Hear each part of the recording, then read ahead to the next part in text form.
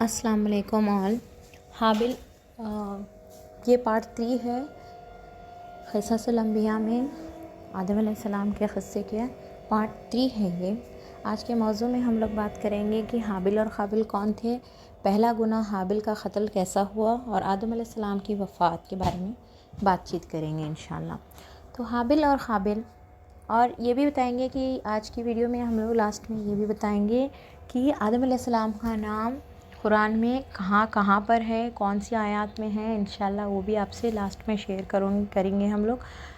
اور کتنے آیات میں کیسے کیسے ذکر ہوا ہے وہ بھی انشاءاللہ ہم لوگ ان ڈیٹیل آپ کو وہ آیتوں کے نمبر دے دیں گے فار ریفرنس پرپس.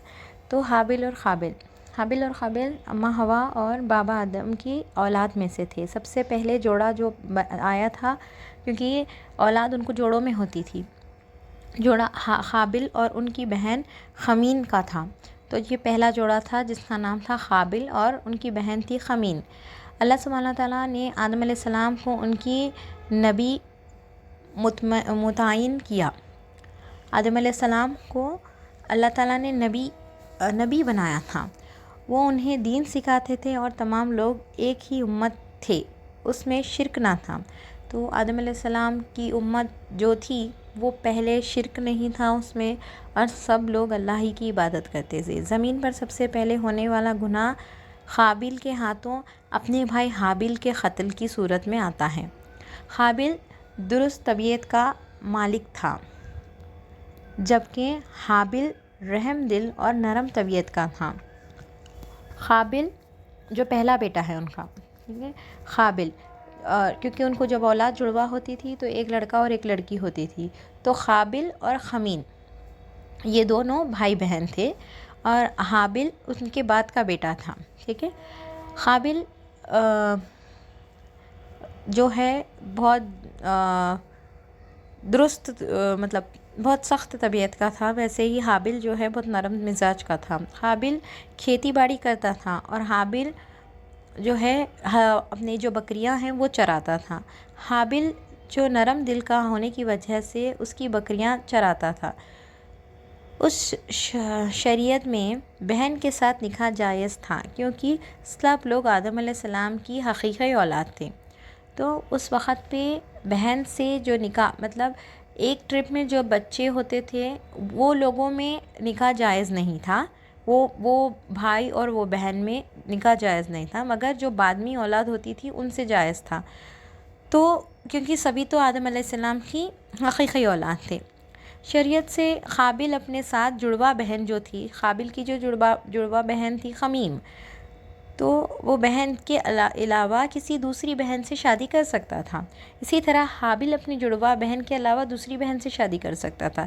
اس کی صورت یہ تھی کہ قابل کی شادی حابل کی بہن سے ہو، اور حابل کی شادی قابل کی بہن سے ہو. لیکن ہوا یہ کہ حابل کی بہن خوبصورت تھی، قابل کی بہن تھوڑی کم خوبصورت تھی، اسی لیے قابل نے شادی سے انکار کر دیا. قابل نے شادی سے انکار کر دیا اور اپنی جڑوا بہن سے شادی کرنے کی خواہش ظاہر کی، لیکن ایسا کرنا شریعت میں حرام تھا. قابل غضبناک ہوا اور قانون کو ماننے سے انکار کیا. آدم علیہ السلام نے فیصلہ کیا کہ اللہ کو ہدیہ پیش کرے. ہدیہ اس جانور کو کہتے ہیں جسے اللہ کے نام پر ذبح کر فروخت میں، مطلب فقیروں میں تقسیم کیا جائے. اس مقصد سے اللہ کے لیے اپنی نیت کو خالص کرنا ہوتا ہے.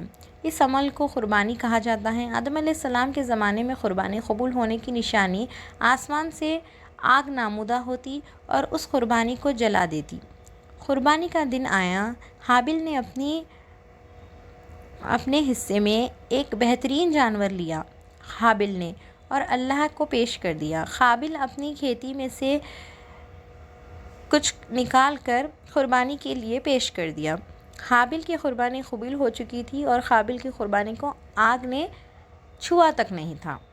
تو اب یہ بات سمجھنے کی ضرورت ہے ہمیں کہ قابل جو اپنی قربانی دے رہا تھا تو اس کی قربانی کو آگ چھوئی بھی نہیں. اگر قربانی قبول ہو جاتی تو جو آسمان سے آگ آتی وہ اسے لپٹ لیتی تھی اپنے اندر. مگر حابل کی قربانی قبول ہو چکی تھی۔ حابل نے ایک جانور قربان کیا تھا، اس کی قربانی قبول ہو چکی تھی اور قابل کی قربانی قبول نہیں ہوئی تھی۔ تو پہلا گناہ کیا تھا کہ حابل کا قتل۔ پھر شیطان نے قابل کو وسوسہ دیا، قابل کو شیطان نے بھٹکا دیا کہ اپنی خواہش کو پانے کے لیے کہا حابل کا قتل کرنا ہوگا۔ مطلب شیطان نے کہا قابل سے کہ تمہیں حابل کا قتل کرنا ہوگا، تبھی تم شادی کر سکتے ہو اپنی بہن سے۔ قابل نے حابل کو ایک رات بڑے سے پتھر سر پر مار کر قتل کر دیا۔ تب سے لے کر قیامت تک ظلم سے کوئی قتل ہوتا ہے تو اس کا گناہ آدم علیہ السلام کے پہلے بیٹے قابل کے گردن پر ضرور ہوتا ہے، اسی لیے کہ اس نے قتل کی شروعات کی تھی۔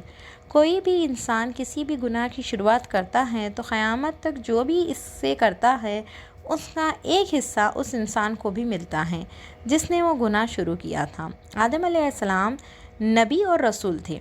دونوں میں فرق یہ تھا کہ رسول پر شریعت اور احکام نازل ہوتے، لیکن نبی پر شریعت نازل نہیں ہوتی بلکہ ان پر وحی نازل ہوتی اور معجزات عطا کیے جاتے۔ نبی کو معجزات اور وحی ملتی ہے، ویسے ہی رسول پر یہ سب نازل نہیں ہوتی۔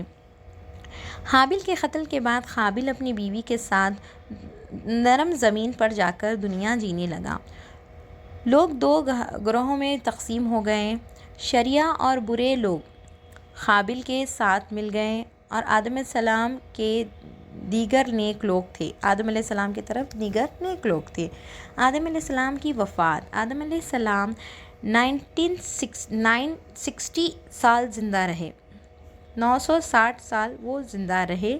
ان کی کل عمر 1000 سال تھی لیکن 40 سال کم۔ یہاں 40 سال آپ نے اپنے بیٹے داؤد علیہ السلام کو دینے کی گزارش کی جو کہ دے دیے گئے۔